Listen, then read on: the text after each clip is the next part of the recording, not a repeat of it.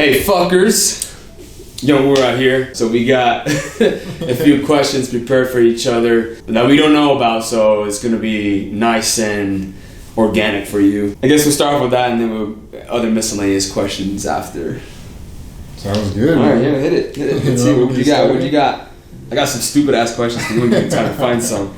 Alright, I'll start it off, yeah. Well, it's not would you rather, but what would you do if you were suddenly porn homeless? Like you just woke up one day and then you're fucking homeless. If I was suddenly porn homeless? Yeah. Dude, I don't know. This is it. Like, you gotta have to work your way back up. That's what I would do, man. I just work my way back up. I'd probably beg for a little bit, to be honest. Just to rack up some cash. Like, so maybe I can go take a shower and get some nice clothes. And I just go job hunting for the day, like McDonald's. Oh my god, this is a fucking basic ass. What would you do to survive, bro? Like you fucking. Well, like I said, you're in the desert, bro. Like you woke up in a tent or some shit. Like in the desert. Yeah. Oh, man. Well, like I don't know, like you're in fucking Palm Desert or some shit, but like it's still like the city kind of area. Oh man. And like everybody sees you like in the tent, and you just see people driving on by with their cars and shit. What would you do? I mean, first thing you gotta do is you gotta find a piece of cardboard, man. You gotta make your How can you find your pen, dude? Dude, I would just you just gotta get right with people, man. You just gotta you gotta find someone with the kind heart to give you a little bit of a leap start, and then once you get some grounding, you just gotta go get a job or something, man. Yeah, see that's a good mentality to have, man. What would you do? I'm just saying, like, hey, your record's fucked, man. Like, you ain't got no chance at a job, dude. Like, what's your first course of action? I don't have any IDs. Yeah, you're just straight. You just straight bumming it. Straight bumming it, man. Oh, dude, that's rough, man. Because then you gotta go to like the DMV. You gotta. You're just trying to make it right. You gotta do something. Yeah, you're gonna give up. Yeah, you're trying to give up. Okay. No, honestly, you could probably go to, I don't know, like the state or something. They probably have programs to help you get back on your feet. What would you do to get back on your feet? Because this is like hypothetical. You're fucked. Like nothing's for you left, man. It's just. If it was that easy, man, we wouldn't have that many homeless. So you just want me to be pouring homeless. That's what you're saying. But I'm just saying, like, what would you do? What would you do? I told you what I would try to do. You try to do, okay. It's gonna be hard. But then, like, the situation is like you're fucked. Like, you got nothing for you, dude. Like, what would you do to survive? Would you go fucking race some other guy's tent? Talk about that, dude. Like, this is some freaking. Man. Like, hey, survival of the fittest, bro. Like, I'd find like the weakest, like most ill-looking homeless people, and I try to act like I'm their friend and stuff, That's like, shady, bro.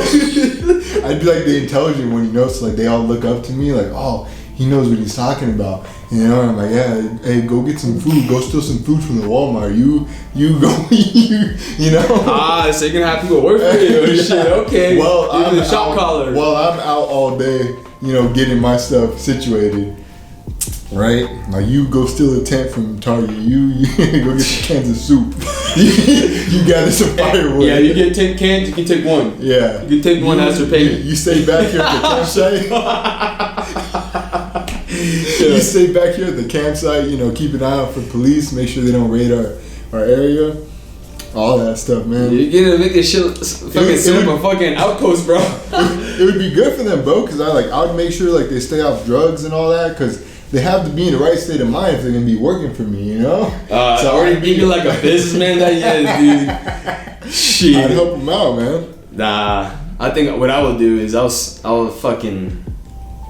gotta scope out the area first, man. Like I gotta collect my information and what time this grocery store freaking like dumpster expired foods. I didn't think about that. I would have to fucking fight other bums on that shit too, bro. Like.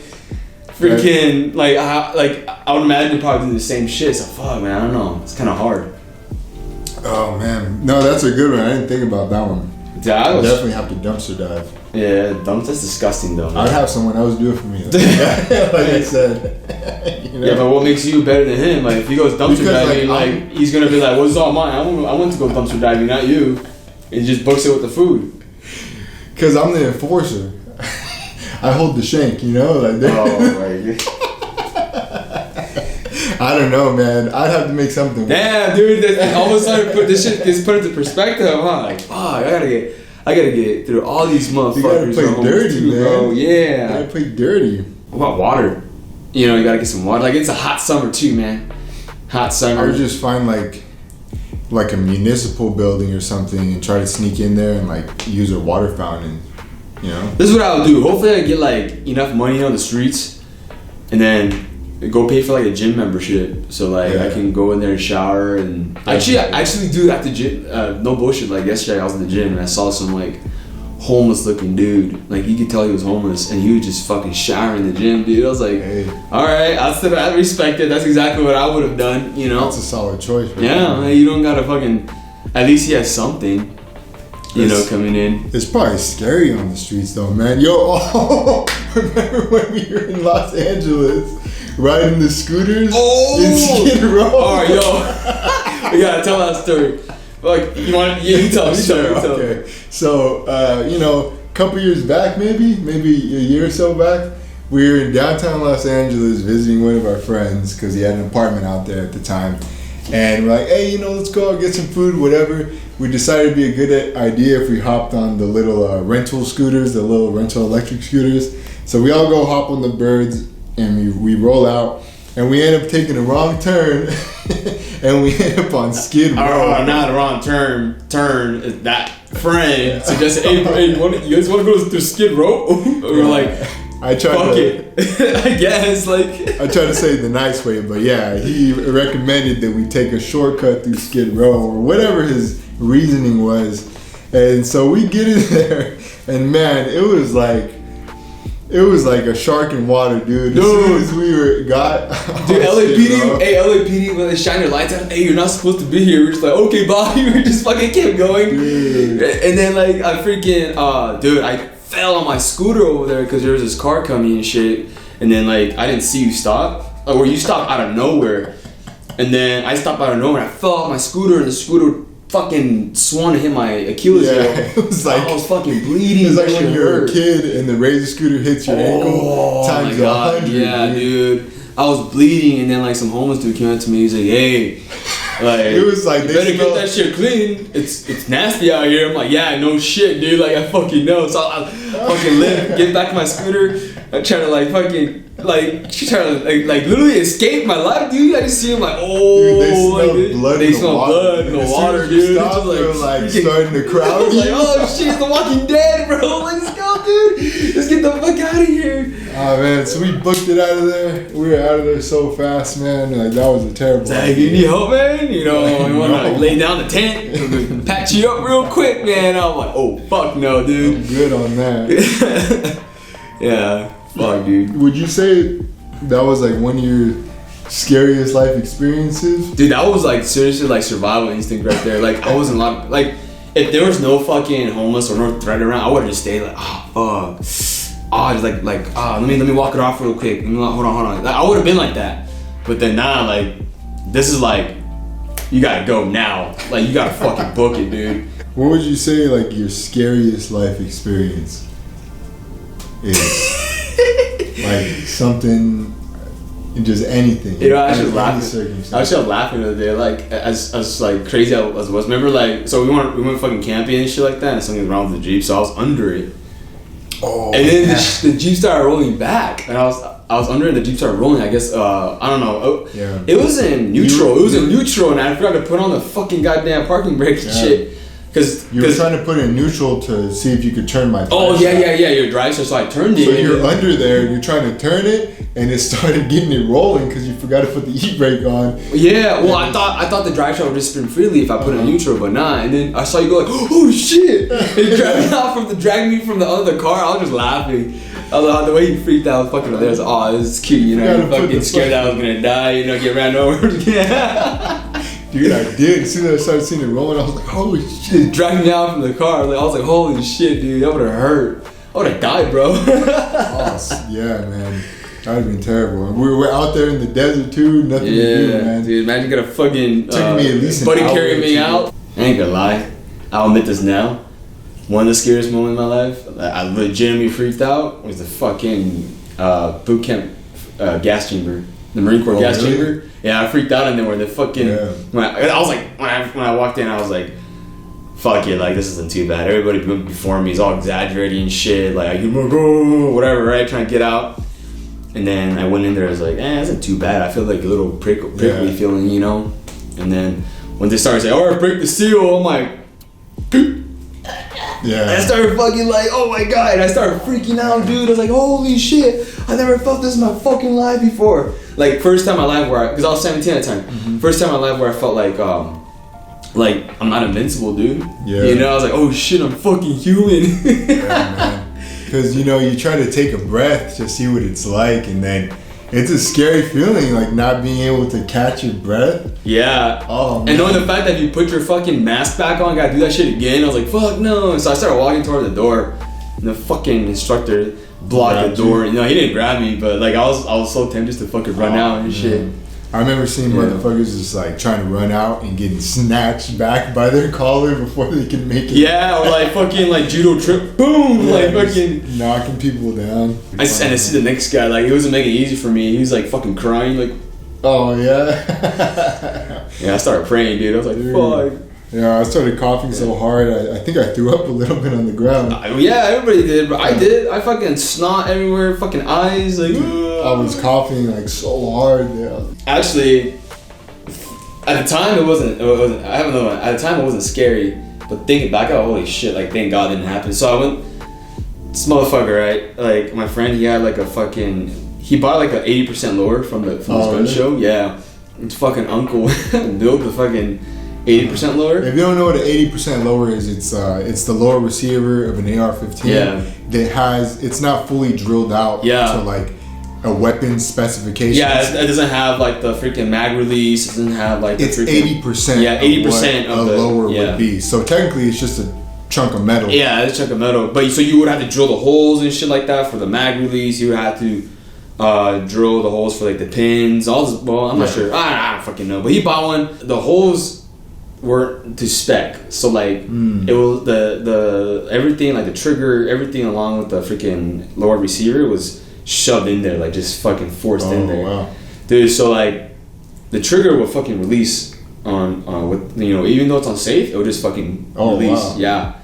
So like I was like, fuck it, just point the weapon in a safe direction, should be alright. Yeah. Dude, like, so he shoots it, right? And there's still one in the chamber, you know, and the mag started rounds in him.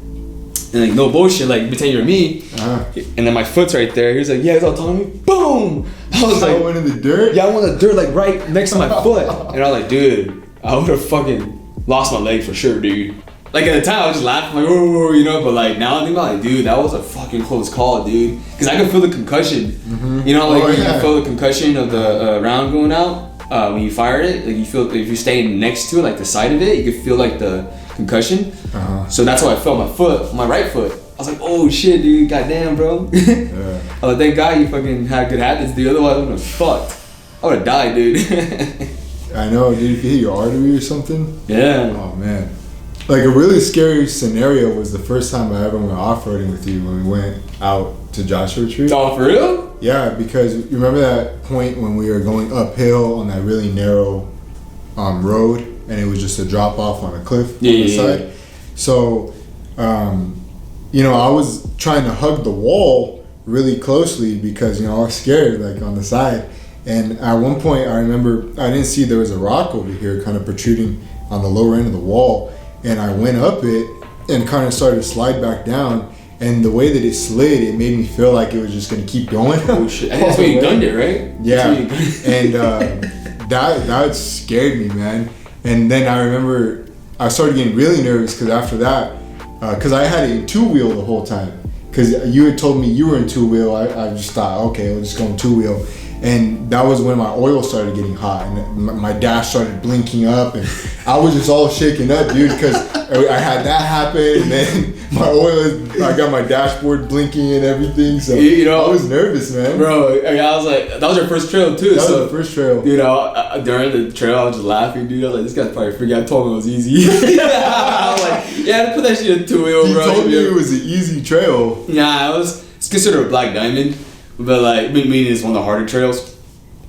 So like, I was like laughing, fucking, because I did the trail like twice already by the time I took you. So, and I did on other trails and shit. I was laughing, fucking just go off the bumps, and then like I just see this guy like struggling. I was just laughing. Dude. Oh, just white knuckling my wheel. Yeah, I know. I was like, this is easy to me, man. This is my first time, man, with my new Jeep. Yeah, he just bought the Jeep too. I was all scared. I'm like, dang, man, I'm gonna mess up this Jeep. I was like, nah, I can't let him just fucking fail. Fuck his Jeep up, dude. Oh. And I saw, temperature get hot for this transmission. Like, typical Chrysler. Don't have to buy a fucking Jeep. Typical Chrysler. Carry on. I was driving a Toyota Tundra at that time, up the fucking hills and shit. You were in your Tundra? Yeah, that was when I was in my Tundra, remember? I thought you were in your 4Runner. Nah, that was my Tundra. My Toyota Tundra, yeah. The one that you see outside right now, that's it. Same tires and everything, too. I haven't changed it. Oh, yeah, duh. I have a picture of it. Yeah. I have a picture of us. Alright, next question. Oh, for me? Yeah, you. Alright. Give me like a would you rather one. Would you rather? You put me on the spot with the would you rather? Yeah, those are funny. Shoot. Alright. Would you rather be a kid your whole life or adult your whole life? A kid my whole life or an adult? Yeah, which one? Well, I'm already an adult, so what? No, like so would you rather? I mean, I never experienced a childhood. Like from the moment I was theoretically born, you're fucking spawned. Yeah, fucking human being. Like you can't like come out the womb as an adult. But yeah, like you just spawn as a fucking adult, or you spawn as a kid. Ah, man, that's probably an adult. An adult, man, because it's gonna suck at first because everyone's gonna treat you like an adult, but you're a kid. But I feel like you start to catch on pretty quickly, and then you could just live the rest of your life normally, right? If anything, it might be an advantage because you'd have those many years you were an adult as a kid. But if you were a kid your whole life, like physically a kid, dude, you would never be able to live a normal life. Yeah, if I was a kid, man, you wouldn't be able to fuck, so... Yeah, you'd be stuck, like, just doing kid stuff your whole life. You never get taken serious as you mature. So, yeah, I'd probably be an adult. Yeah, probably. Probably an adult, yeah. Man, we complain about being an adult this whole fucking time, and then it's like, yeah, I'd rather be an adult. Would you rather be deaf or blind? Oh. Or choose one, bro.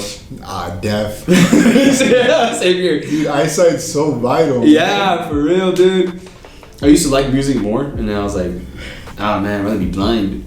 Like, I don't want to miss out some good music. But then, like, you can't go nowhere, man, if you're fucking deaf.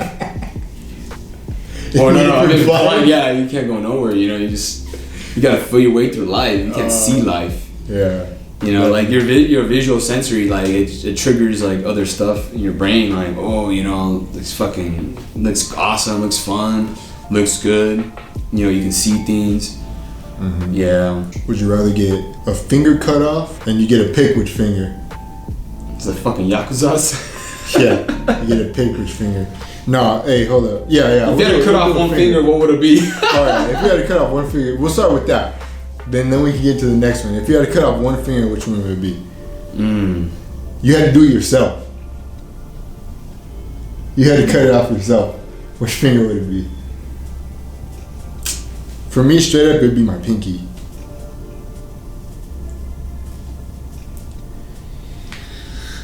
I don't know, it'd be freaking badass. Just chop off your middle finger, just flip people off with the half, like, your nub. They wouldn't even know. You'd be showing your knuckles and they wouldn't even know. Your fucking nub. Fuck you, bitch. Nah, I'll have my pinky for sure. I feel the middle finger is pretty strong. But the pinky is kind of weak. So, in that same lane then, would you rather cut off your pinky or would you rather have... Okay, you have to cut off one of your pinkies yourself. No painkillers, nothing, just raw. Okay? Or would you rather have one of your testicles surgically removed? Surgically. So that one's in a more clinical setting. Everything's squared away. This one's more raw and uncut. You just have to go for it. I mean, what are the consequences of having your testicle removed? Less testosterone or what? Yeah, you wouldn't produce much testosterone. But I mean, that would give you an excuse to hop on like hormone replacement therapy. Fuck it. Left testicle, bro. Left testicle? Fuck it. I don't know if I can just sit there with a fucking knife. Dude, let's say probably you like... You can't do that. Dude, you can't. That's the wrong way to go. You gotta go like that. You have to get a cleaver. Actually, no, I saw this Yakuza guy, he said he had to cut off his fucking... He said the way they show in the movie is wrong. how they actually do it, you put on the ground, you take your foot, and then you have to break it first or what? No. You use there's like a little like a type of knife they use, but then you use your foot, you stomp on the knife, and then it'll come clean off. Because if you just do that, you ain't gonna fucking do it. Oh, okay. Yeah, and then you also have to cut in the middle of like your finger, like the joint area, so it's right where the cartilage is at, so it's not as fucking hard as. Where do you had to do it to like pledge allegiance or something? Or? Nah, I don't know. It's like that's what he said. Like I don't know, if you fuck up or some shit, like you have to do it. You owe the loyalty, or you have to pay with your finger. He like lost some money or something. He didn't meet his quota. Some crap like that. I don't know. Like that. There was just a fucking guy we were just talking about. Like, he was a prior Yakuza fucking gang member. But yeah, that's what they said there. I was like, oh, that's just fucking insane, dude. Like I don't know. Even with the foot, I don't know, dude. That shit is like insane. Yeah. Well, I feel like we're talking about a lot of negative stuff, so we're kind of lighten the mood a little bit. If you could right now snap your fingers and have a house already paid for anywhere in the world, where would it be? Where would it be? Fuck, dude. I mean, shit. Like, gotta be California, dude. Like, you would stay in California? Well, let's see. If you're rich in California, life's good. If you're fucking mad rich, yeah, everything paid for, and you're all set. You know, dude, you're gonna go to the snow one day. In the next hour at the beach, the city, you got the nightlife. Fucking, if you move to like fucking, I don't know, North Dakota or Kansas or Oklahoma or whatever. But you would stay. You wouldn't go anywhere else in the world. You wouldn't go to like another country. Oh, in the world, like one of the tropical countries or. Maybe like a Nordic country or something. New Zealand, dude. You go to New Zealand? Yeah, it's beautiful, dude. Yeah, like The Hobbit. They filmed it there. Like, I would get a house there for sure. Just fucking enjoy beautiful scenery. Everything paid off. Go be a Kiwi. Yeah, that's cool. What about you? I would. I haven't traveled a lot, like outside of the country, so I couldn't really say. I mean, just off what I think looks cool, I'd probably go to like. Like the typical place like Bali or something like that. But I would have to visit there first to see if it's actually worth it. I never actually went to New Zealand, so I wouldn't know. But I just based off like what I see on YouTube, movies and shit. Yeah. Like if it's exactly how I imagined it to be, then yeah, it would be probably there. Yeah. Which it's not, because I mean, take like the way they portray like Los Angeles in the movies. For example. Yeah, like it's Hollywood. No way.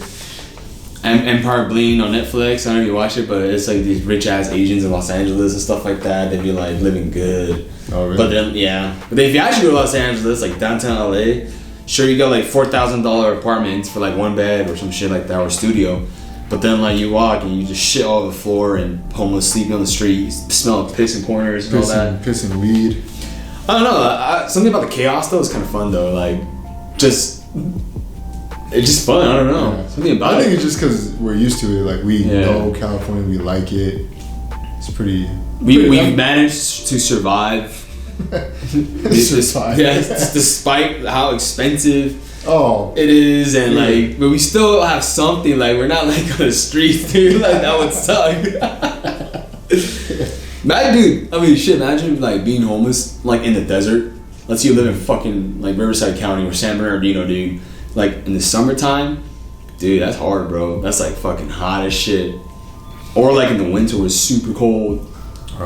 Yeah, that would suck. Yeah, tell me about it. Yeah.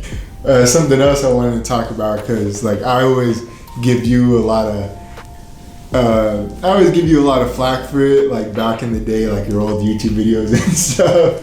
Like, oh, look at little young Oorah doing this thing, all motivated and stuff. Yeah. Like, what made you want to start YouTube in the first place? Actually, it's funny. That's a good question, actually. I like these questions. Like, so I'm a reservist, right? Came back. Like, if you watch my old videos, like, I wanted to leave my house because I was just fucking tired of living there and shit like that. Your family's house? Yeah, my parents' house, yeah. So I was like, yeah, I'm just gonna sign a fucking contract. I don't give a fuck what it is, I'm signing a contract. So, at the time, my recruiter said, oh, reservist is active duty. I'm like, well, which is not, obviously. Not that I give a fuck. Now that I think about it, I'd rather be a reservist. But at the time, I was like, fuck, like I'm still here, I'm bored. So and a whole lot of family drama. So I just locked myself in the room, in my room at my parents' house, and just play games, freaking do shit, right? And I had money left over from, you know, when we were active orders training, you know, so I was gone for about a year, so I got a good chunk of change. So I started buying like mics, I bought myself a freaking PC, right, games, right, and I started playing it, and I was like, you know what, maybe I should try to make a video, see what happens. And my first ever video was a 17-year-old memoir of me playing Battlefield 1, and it was me talking about why I joined the fucking Marine Corps. I watched that one. Yeah. And I just made it that night, like not expecting any views. I didn't tag it or nothing, dude. I didn't tag shit. And the next morning I woke up, oh shit, 300 views, 400 views. Oh fuck, I got some subscribers, you know, I got like 30, 40, and then the next thing you know, I was like, holy shit, I'm like 200. So I kept doing it. Dang. I was like, oh shit, like this is pretty fun, like. So you're one of the lucky ones where you kind of got traction right away, even though it was a little bit, but it's enough to make you want to keep going. I mean, I don't make YouTube videos like I did anymore, but like if I post something right now, somebody's gonna watch it. At least one person's gonna watch it. So it's like, you know, that's all really matters, to be honest. But that's how it first fucking started, dude. Gaming Leatherneck. It gave me Leatherneck. That was the one. I remember I think it was my first drill, right? That I showed up, and we were sitting in the classroom, and then you're all showing, you know, our boy, you know, your channel. And I was like, hey, I know you. Yeah, I was like, oh shit, for real? That's weird. And then you started being in the unit for a couple of years, and then people say, hey, are you going Oorah? Remember, like, a couple of times. Yeah, people would come up to you like, hey, like that one guy at the ball. Yeah. He looked like he was like a diehard fan. He came up, he was all like, yo, like, let's take a picture of all this stuff. Yeah. Like, dude, he must have like bought your merch. Oh, it was like the other Asian guy, huh? Yeah. Dude, if you had merch, he would have been rocking that.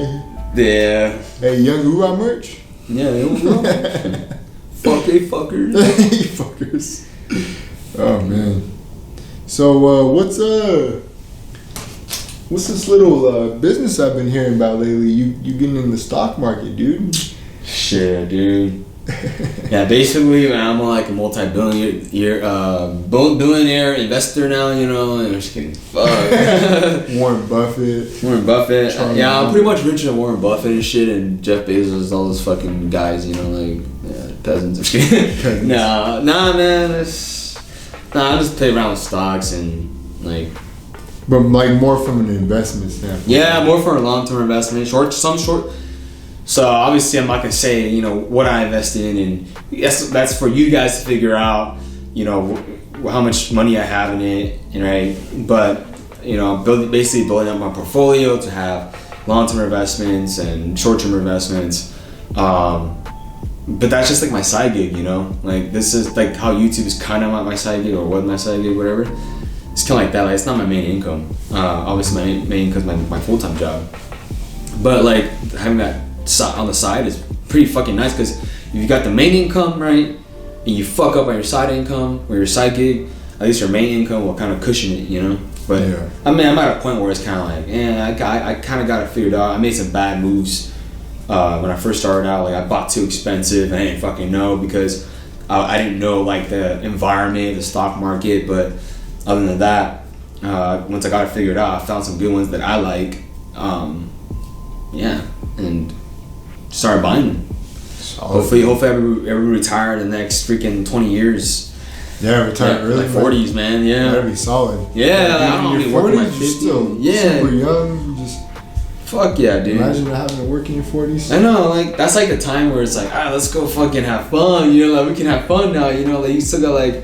But then you gotta work till like 65, because like people in our generation, like they were saying like we can't even retire.